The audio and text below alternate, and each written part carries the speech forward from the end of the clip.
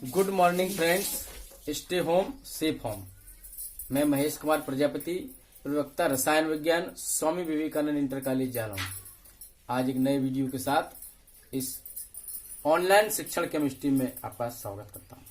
आइए चलते हैं अपने टॉपिक की ओर। आज का हमारा टॉपिक है संयोजकता के अंतर्गत। इस प्रकार कल के टॉपिक में हमने आपको संयोजकता का थोड़ा परिचय कराया, आज हम उसी को आगे लेकर चलते हैं।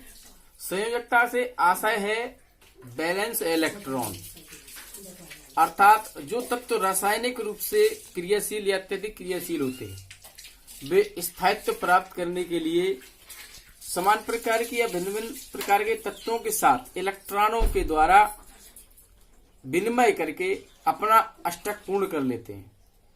इस प्रकार से उनकी स्टेबिलिटी का मान बढ़ जाता है, जिसे तत्व के रासायनिक बंध बनाने की प्रवृत्ति कहते हैं और उसमें प्रयुक्त होने वाले इलेक्ट्रॉनों को तत्वों की संयोजकता कहते हैं। हमने कल बोर्ड के माध्यम से संयोजकता और तत्वों के बारे में भी बताया। तो यहाँ संयोजकता तीन प्रकार की प्राय है। पहली संयोजकता है आयनिक संयोजकता, और जिससे बने हुए बंध को आयनिक या वैद्युत संयोजक बंध कहते हैं। आइए हम आयनिक बंध पर चर्चा करते हैं। आयनिक बंध या वैद्युत संयोजक बंध अंग्रेजी में इलेक्ट्रोवैलेंट बॉन्ड कहते हैं। भिन्न भिन्न प्रकार के परमाणुओं के मध्य, विद्यार्थियों यहाँ परमाणु भिन्न भिन्न होते हैं, समान नहीं हो सकते, क्योंकि एक तत्व इलेक्ट्रॉन का त्याग करता है और दूसरा उस त्यागे हुए इलेक्ट्रॉन को ग्रहण करता है। यानी भिन्न भिन्न अलग अलग तत्व होंगे या असमान तत्वों के परमाणुओं के मध्य इलेक्ट्रॉनों के विनिमय से, विनिमय माने आदान, एक इलेक्ट्रॉन त्यागता है दूसरा इलेक्ट्रॉन रिसीव करता है, से बने बंध को आयनिक बंध कहते हैं। इस प्रकार के यौगिक आयनिक यौगिक कहलाते हैं और उनमें प्रयुक्त परमाणुओं की संयोजकता को आयनिक संयोजकता या वैद्युत संयोजकता कहते हैं। मित्रों, जब ऐसे यौगिकों को जल में घोलते हैं तो वो दो आयनों में टूट जाते हैं, एक धनायन और एक ऋणायन, और इनके जलीय विलयन मुक्त आयनों के कारण विद्युत के अच्छे चालक होते हैं। और आयनिक बंध में प्रबल वैद्युत आकर्षण बल कार्य करता है, जिसके वजह से आयनिक यौगिक अत्यंत कठोर होते हैं और इनके गलनांक क्वथनांक का मान भी उच्च होता है। आइए उदाहरण के माध्यम से आपको समझाते हैं। जैसे हमने कंपाउंड लिया MgO, और आयनिक यौगिकों में S ब्लॉक के तत्व ही प्रबल विद्युत धनात्मक का कार्य करते हैं। प्रथम वर्ग और द्वितीय वर्ग के ये तत्व होते हैं। तत्व इस प्रकार है LiNa के प्रथम वर्ग के ये तीन मोस्टली तत्व हैं, लिथियम, सोडियम, पोटेशियम। इसके अलावा भी है, लेकिन ये तीन ही प्राय आते हैं, लिथियम, सोडियम, पोटेशियम। इसके अतिरिक्त रुबिडियम, सीजियम और फ्रेंसियम भी इसी वर्ग के तत्व। इसके क्षारीय मृदा धातु है जो बेरिलियम, मैग्नीशियम, कैल्शियम, ये प्राय आने वाले हैं। इसके अतिरिक्त भी है beryllium, magnesium, calcium, strontium, barium and radium, यहाँ ये तत्व हैं। तो देखते हैं MgO में हमने दो परमाणु है, मैग्नीशियम और ऑक्सीजन, ये एक दूसरे से संयुक्त है। हमने इलेक्ट्रॉनिक विन्यास बताया था कि तत्वों की संयुक्तता इलेक्ट्रॉनिक विन्यास से ज्ञात करते हैं। तो मैग्नीशियम का परमाणु क्रमांक 12 है, अर्थात इसमें 12 इलेक्ट्रॉन होते हैं। विन्यास बनाया 1s2, 2s2, 2p6, 3s2। अब इसको हम सामान्य अवस्था में या बरोबरी में लिखते हैं। तो पहला कोष के S कोष में 2 इलेक्ट्रॉन, तो कोषवाइज होता है तो 2 लिख दिए। दूसरे के S में 2 है, दूसरे के P में 6, तो टोटल दूसरे में 6 और 2 8 हो गए। तीसरे के S में 2 ही, 2 लिख दिए, तो 2 8 2, ये बरोबरी। यहां से देखिए पहले कोष का अष्टक स्थायी विन्यास 2 का होता है, हीलियम का सदस्य ये स्टेबल है। बाकी 8 का होता है, तो ये दूसरे में 8 है, ये भी स्टेबल, परंतु तीसरे में 8 होना चाहिए, है 2। तो ये मैग्नीशियम 2 इलेक्ट्रॉन ही रखता है, इसलिए इसके संयोजी कोष जो है उसका मान 3 है और संयोजी कोष में उपस्थित इलेक्ट्रॉन 2 है। ये 8 करने के लिए, अष्टक पूर्ण करने के लिए, स्थायित्व प्राप्त करने के लिए इन 2 इलेक्ट्रॉनों का त्याग कर देता है। इसलिए इसकी संयोजकता 8 करने के लिए, अष्टक पूर्ण करने के लिए जो इलेक्ट्रॉन प्रयुक्त होते हैं उसमें तो 2, तो संयोजकता का मान 2। अब चूंकि इलेक्ट्रॉन त्याग करता है, डोनर है, इसलिए धनात्मक चिन्ह आता है। अब इसका संयुग्मी परमाणु जो ऑक्सीजन है उसका विन्यास देखते हैं। 8 है, 1s2, 2s2, 2p4। पहले कोष में 2 अष्टक पूर्ण है, दूसरे में 2 4 6, तो 2 इलेक्ट्रॉन की कमी है। तो ये ऑक्सीजन परमाणु ये 2 त्यागे हुए इलेक्ट्रॉन को मैग्नीशियम के रिसीव कर लेता है। ये तो इसने अपना अष्टक पूर्ण किया, उसमें कितने इलेक्ट्रॉन ग्रहण किए? 2, इसलिए इसकी संयोजकता 2, लेकिन ग्रहण किए तो चिन्ह कैसा हुआ? माइनस का। तो क्लियर है, आपको हुआ होगा स्पष्ट। अब संरचना कैसी? मैग्नीशियम का हमने ये बनाया परमाणु, तो इसके 2 इलेक्ट्रॉन ये क्रॉस से हमने प्रदर्शित किए, 1 और 1 2। ऑक्सीजन के बाहरी कोष के परमाणु इलेक्ट्रॉन 6 थे, तो 6 प्रदर्शित किए, देखो डॉट से 1 2 3 4 5। मित्रों, इलेक्ट्रॉन को क्रॉस से डॉट से प्रदर्शित करते हैं, ठीक है। ये फिक्सेशन नहीं है, किसी का भी आप डॉट से कर सकते हैं, किसी का भी क्रॉस से।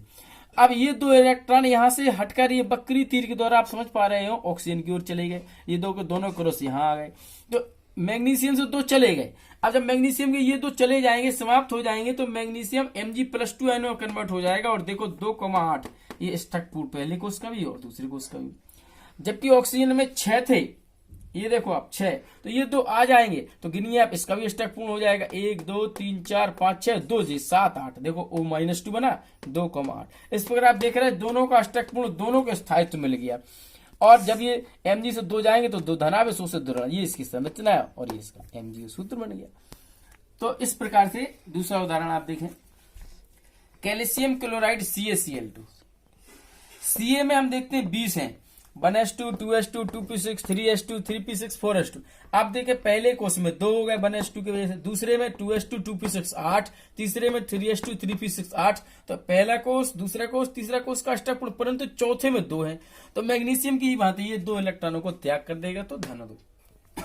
Cl का 17 है, 1s2 2s2 2p6 3s2 3p5।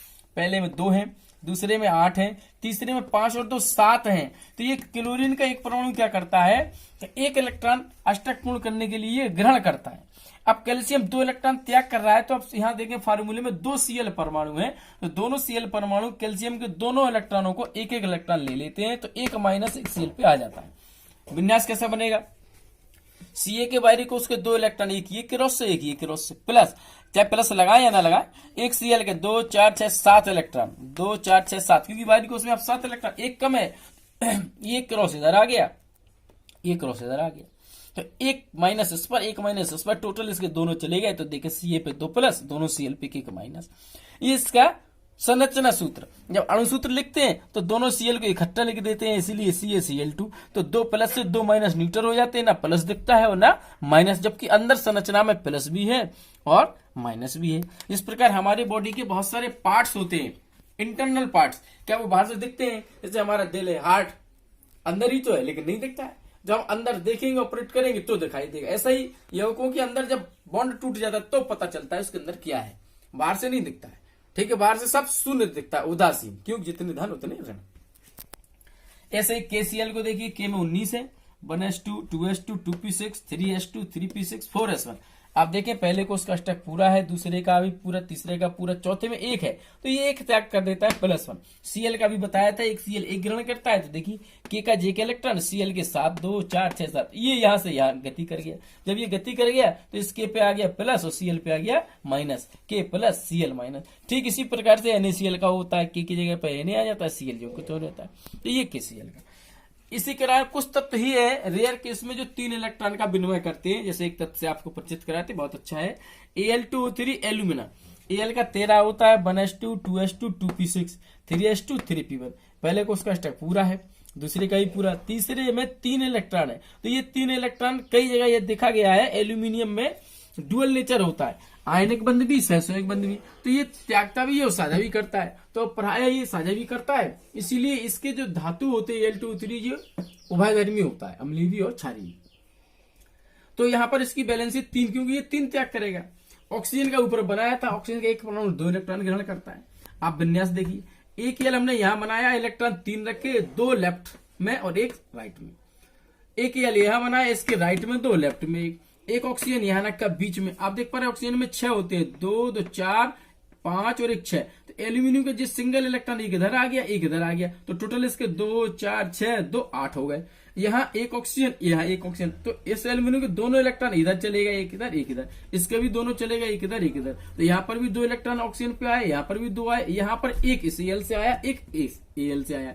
इस प्रकार आपने देखा प्रत्येक ऑक्सीजन ने 2 ग्रहण किए और प्रत्येक एल्यूमिनियम में 3 इलेक्ट्रॉन का त्याग किया। देखिए आप, Al3+ O2- O2- Al3+ O2-।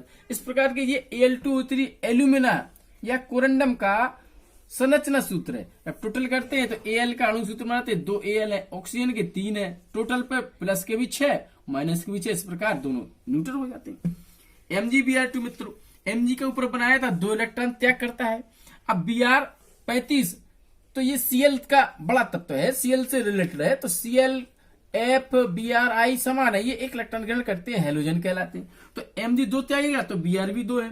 ठीक CaCl2 की बात है, एक Br लेफ्ट हैंडेड, एक राइट हैंडेड। Mg का एक इलेक्ट्रॉन इस Br पे आ जाता है, एक इलेक्ट्रॉन यहाँ चला जाता है। तो Mg पे टोटल 2 प्लस, Br पे single single minus, Mg plus 2 Br minus Mg Br। इस प्रकार आपने देखा आयनिक यौगिकों में एक तत्व प्रबल विद्युत धनात्मक होता है जो इलेक्ट्रॉनों का त्याग करता है, दूसरा तत्व प्रबल विद्युत ऋणात्मक होता है जो इलेक्ट्रॉनों का ग्रहण करता है, और एक दूसरे में प्रबल वैद्युत आकर्षण बल पाया जाता है। विद्युत के सुचालक होते हैं परंतु ये दिशाहीन होते हैं, क्योंकि आयनिक में प्राय एस को सी पार्टिसिपेंट करता है, एस कक्षा की रिप्रेजेंट करता है, उसमें ही प्राय 1-2 इलेक्ट्रॉन होते हैं तो वो त्याग करता है। इसलिए एस कक्षा की आकृति गोलाकार होने की वजह से जो आयनिक बंध होता है वो दिशाहीन होता है। तो मित्रों, आज के वीडियो में जी हमने आपको आयनिक बंध बताया, आयनिक संयुक्ता बताई, आयनिक यौगिकों के आपको संरचना सूत्र बताए। तो उम्मीद करते हैं ये आयनिक बंध आज आपको समझ में आया होगा।